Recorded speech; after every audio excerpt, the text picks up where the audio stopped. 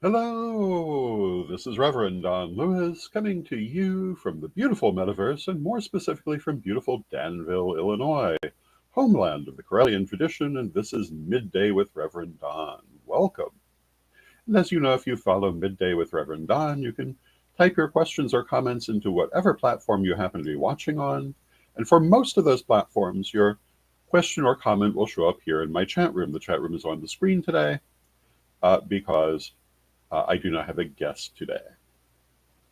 And today, my subject is going to continue the general subject of divination that we've talked about to some extent this week.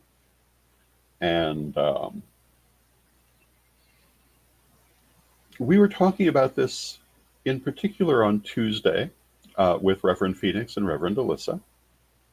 And of course, yesterday, my guest was Chris Copeland, who now joins us on the second Tuesday of every month.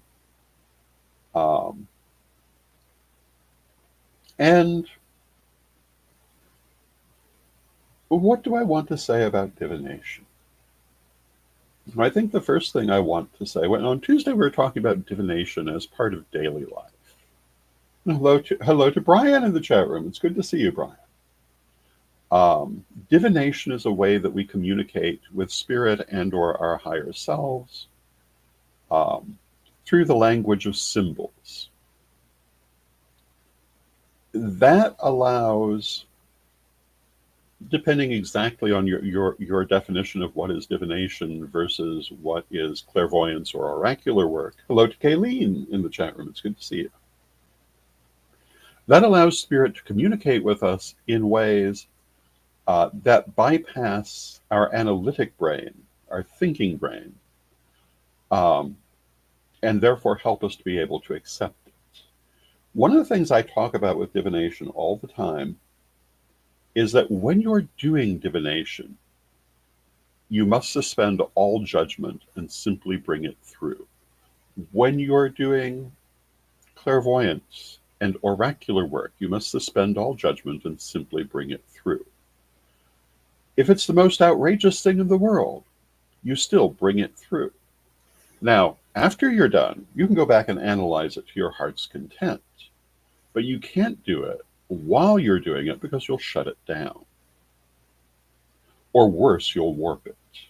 You need to keep your mind out of the flow of that communication. Then you bring your mind back when you're done. One of the things about divination and oracular work, and ultimately I see these as all part of the same continuum, is that the messenger can always warp the message. And you have to bear this in mind when you're doing anything, well, I think really anything in life, that the observer is never truly separate from the observed, because you bring so many things to your experience of observation. And hello to Renee in the chat room. And it's entirely possible to greatly misconstrue something because of preconceived notions about it. And this is something that is part of being human. It never leaves us, but we can learn to set that part of ourselves aside. Um, and that's very important in any kind of psychic work.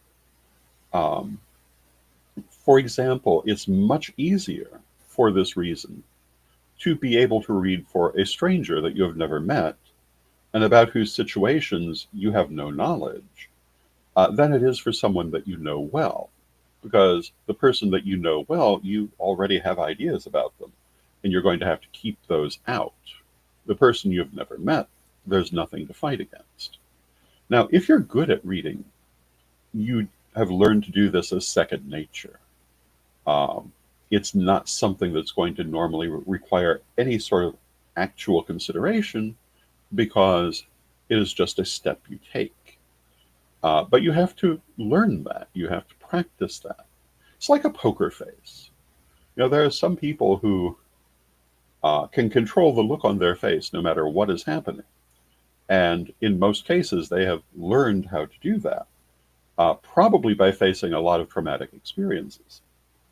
With messaging, with divination and clairvoyance and oracular work, learning to keep our thought process out of the reception of those messages is a skill we learn.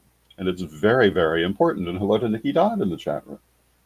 If you want to do good clairvoyance or oracular work, you must learn how to do this. And you must also remember that sometimes you still can slip up.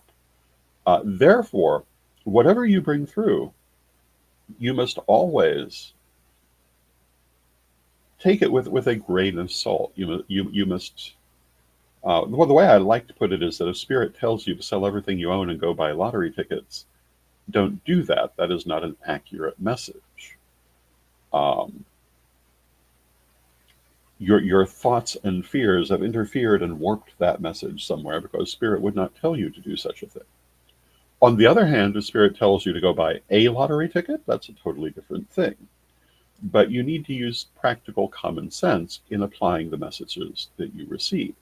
Now, having said that, there are occasions when I have certainly received messages that were totally counter to anything I would have thought in the circumstance, that turned out to be absolutely accurate.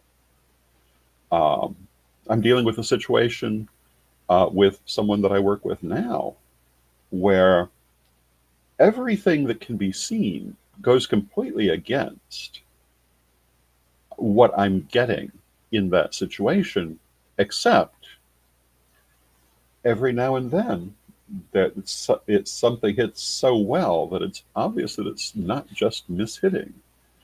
And so I keep bringing it through, despite the fact that it's not always seeming to be confirmed. I had a situation where I had predicted in this situation I'm talking about that a certain person would be in a car accident. They would be fine, but they were going to be in a car accident on a certain day at a certain time. Well, that day came and it left, and nothing seemed to have happened. And my answer to that is, sometimes you're wrong. Sometimes, for whatever reason, the message is warped, and you just have to accept that from time to time. And then about 3 days later, we found out that no, there had been exactly such a car accident at exactly such a time. It had just not been discussed publicly. And that was a wonderful confirmation, especially because, as predicted, there were no injuries. But sometimes that aspect of not bringing judgment to your messages is very, very important. Just saying, well, I think this is going to happen on a certain day at a certain time, I always find that challenging to do, because that's so specific. And yet on a number of occasions, I've had it hit exactly so.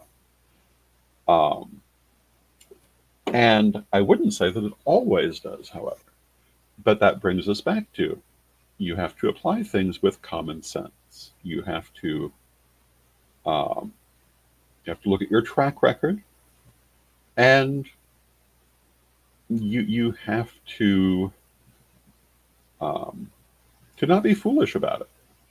Like I say, if Spirit tells you to sell everything you own and buy lottery tickets, that's foolish. You should not do that. If it tells you to buy a lottery ticket, well, that's a reasonable thing. It tells you to buy 10, that arguably is still a reasonable thing. But I suppose it's like the famous saying, if so-and-so tells you to jump off the cliff, would you? And generally speaking, if Spirit tells you to jump off the cliff, you probably should not. Unless there are very special circumstances. When you are working with divination and psychic matters, this is important to bear in mind. You want to bring through exactly what you receive, but you also want to have common sense in how you apply it. And this is true whether you're the psychic or whether you're a client getting a reading. You want to use your common sense, and you also want to go with what feels right for you. I don't very often go to psychics today for a variety of reasons. If I let you read for me, that is a high compliment. I don't do it very often, but when I was younger, I did.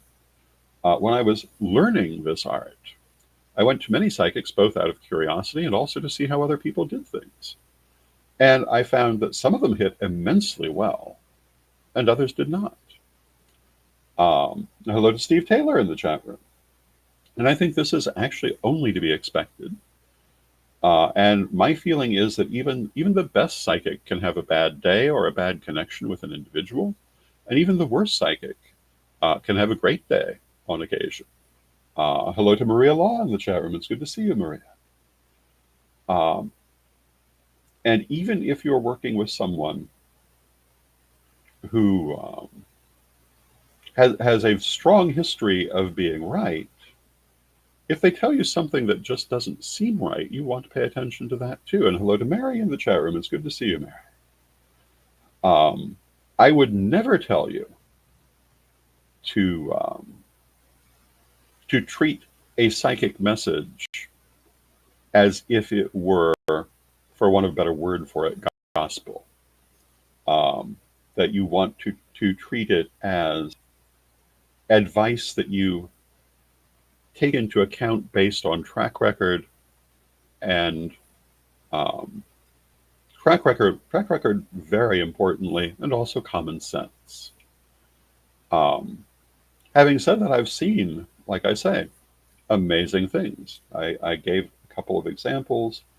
Another example I often give, my friend Judy many years ago was working with a psychic named Deandra, who was quite prominent in the Chicago area.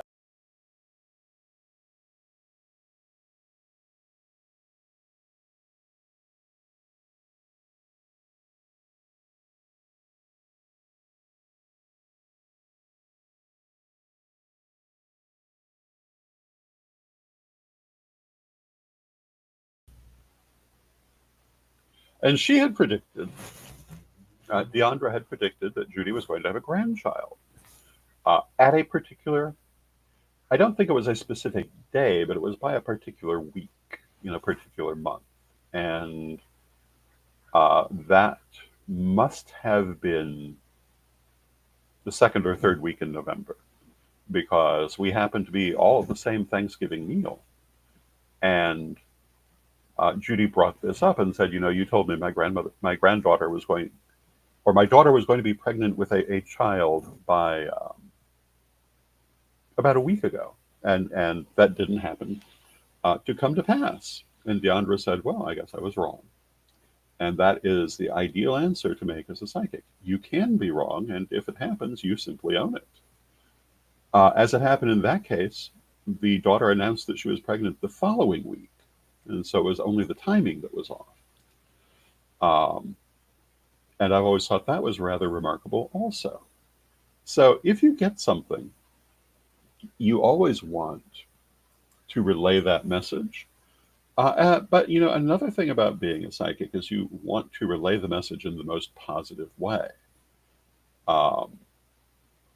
You do not want to set a person up for problems they don't need to have.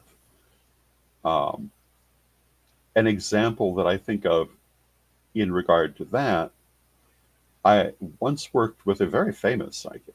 I will not mention her name because of the nature of the example, but she read for a pregnant woman and told her she was going to miscarry. The woman, of course, was very upset and went to several other psychics at the fair and told the story. And she got different answers from most of those people. But afterwards, we talked about this. And most of the other psychics felt this was not a message that should have been given that way. Because sometimes a client will make something happen simply because they're expecting it. And if you set them up for a disastrous happening, that really is not good. Instead, you want to give them the ways to avoid a disastrous happening if you can. If you have the feeling of a car accident, you want to encourage them to be very careful around that time, to make sure that they're staying safe, to be careful in their driving. And you can say there's the danger of this happening, but don't tell them it absolutely must, because as we were talking about the other day, when we deal with divination, it's showing us what can happen and giving us the ability to make changes. And this is important to remember. And yes, I will agree that some things can't always be changed because the soul simply needs them, but most things can be changed. So, as I was saying with the reading I had done earlier about the person getting in a car accident, had I been speaking to them directly, and I was not, I was speaking to one of their loved ones, but I would have told them that they really needed to be careful with any dangerous roadways that they were on. I don't think I would have bluntly said, you're likely to be in a car accident. I would have said you need to be careful that you're being safe in your driving, that you are taking necessary precautions, that you're not taking unnecessary risks. And if you are taking unnecessary risks, well, it may lead to something. Um, but there are ways to present things. And, um, one of the things that used to happen a lot when I worked psychic fairs is we would get someone who would come in with the question, well, when will I die? This is not a question that you really should, um, under most circumstances, even consider answering for someone. And one of the reasons is I don't really think that's a set time. I think we have many opportunities in our lives. And to tell someone you will absolutely die at a certain point is setting them up in bad ways. For one thing, it isn't necessarily true and can certainly be changed. And on the other hand, it may cause them to make choices that are not necessarily wise choices. Um, you know, a little over 2 years ago, I was in the hospital for a long period of time, and a lot of people were absolutely convinced that I was about to die. For better or worse, I knew that I was not. But a lot of people thought I was, and they made very foolish choices in some cases based on that thought, that did not lead them to where they really wanted to be or where they thought they were going. But they had the certainty this was going to happen, and it did not. Divination would have been a very good idea for people at that time. Um, I knew, partly from talking with Spirit and from the experience itself, that having survived the incident, I would be around for a while. Um, I did go ahead and make a number of changes, but I'm not anticipating death anytime in the near future at this point. When we bring through a message, we need to bear in mind that it can play out in different ways. I certainly could have died in that incident. I believe that in other timelines I probably did. But in this one, I certainly did not. And when you're reading for people, you want to remember that what you're really doing is you're advising them of how to make the best of their situations, and often how to change them, how to improve them, how to make situations better, not trying to condemn them to unavoidable circumstances. Um, and I think that as a reader, this is a very important point to stick to. Now, having said that, if you get the message, you must give it.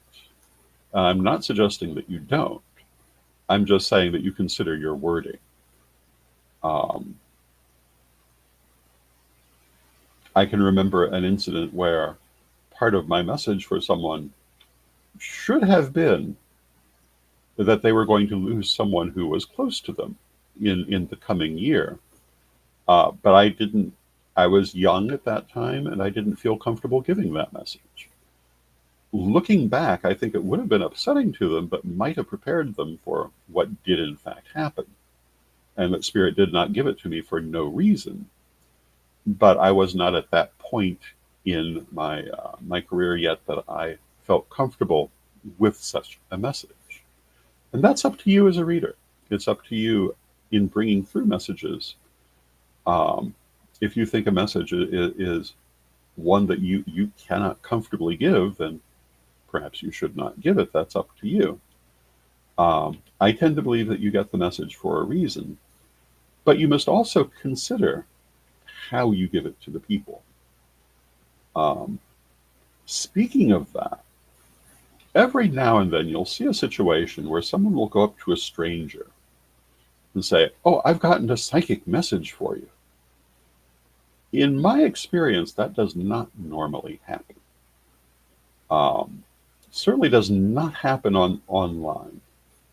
If you get a situation where someone claiming to be a psychic or, quote, spiritual worker, end quote, sends you a message saying that they have an unsolicited message for you, that is a troll. Ignore them. That is a person who um, is not moving forward from a good place. Um, I'm not going to say that there's never a chance it could be something else, because um, I have seen people get messages for strangers and wonder if they should go up to them and give it to them. Um, but generally speaking, a professional psychic is not going to do that unless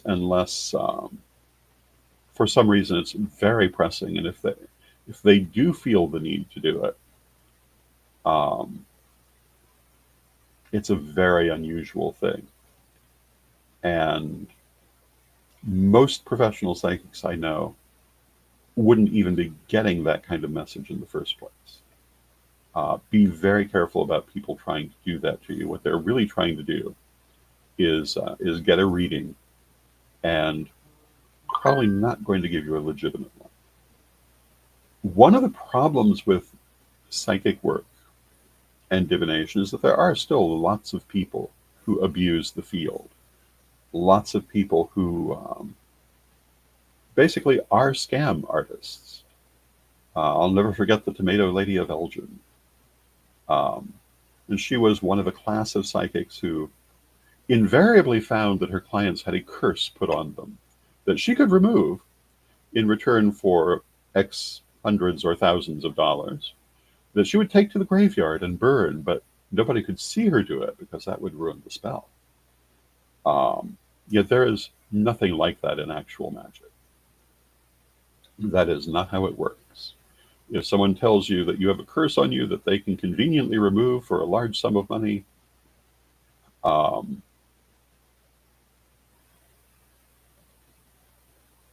particularly if it's not something that you have any awareness of, yeah, that's a scam.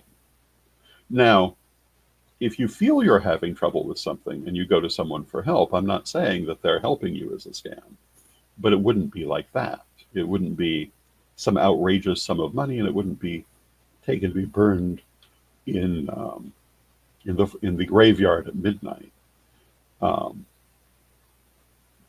they might do energy work, they might do a ritual, etc., and they would do it for a reasonable price. If something seems like it's too much, it probably is. Um, there are people who take advantage of people's fears. This is one of the reasons I try not to be, as I like to put it, oogie boogie about things, and why I tend to be suspicious of people who are, because they're often using it to frighten people in order to get them to do things like that. And I don't think there's ever an occasion that you should need to do something like that. Now, like I say, there may be times when you may need energetic cleansing or spiritual protection or what have you, but it's not going to be a ridiculous price for a mysterious ritual. Um, I would expect that generally it would be comparable to whatever else the person does. Now, I will say that this may vary in different traditions, but if that's the case, you'll see it within that tradition. So, for example, in African traditional religion, I think there's a very different attitude toward pricing of things than you might find in a lot of Western paganism. But that's traditional to the movement, and it's nothing unusual. It's not something one person does. Um, and generally speaking, my advice to you is that you should use your common sense both in what you're pursuing and what you're receiving, and you'll be happier for it. Now, having said that, of course, if someone's better known, they're likely to be more expensive. Um, that's going to be true in any profession. If someone is just beginning, I would expect them to probably be less expensive. If someone's been there for 40 years, I would expect that to be reflected in the price, but it's not going to generally be ridiculous. It will be commensurate to their level of experience and to some extent their level of fame. And, if it's too much, there are lots of other people, lots of other psychics in the sea, so to speak. Um, but I think my message for today is always use your common sense, whether in bringing through messages or in receiving them or in choosing someone to work with. And, you want to pay attention to your inner feelings. If you have a good feeling for that person, you probably should listen to it. If you have a bad feeling, you should listen to that, even if it's different from other people's feelings, because your connection to that person may not be the same as other people's. One of the things that makes a difference in whether a psychic has a good or a bad day is the individual connection between the psychic and the client. And that's not universally going to be the same. It can vary from one situation to another. And that has to do with all kinds of different variables. So, everyone else may swear by a particular psychic. You go and you have a bad experience. Doesn't mean it's a bad psychic. It just means it was not a particularly good connection for you, or maybe not a good day for them. By the same token, everybody else has a bad experience. You may find you love the person. Um, and I've found in my own experience that there have been people that I can be far more precise with than other people, just because of we obviously had a closer connection. This will happen. In the end, it's a very individual situation. That's why it's an art, not a science. Um, all kinds of different things will influence it. So, those are my thoughts for today. I hope you find them interesting, and it's time for a word from our sponsors.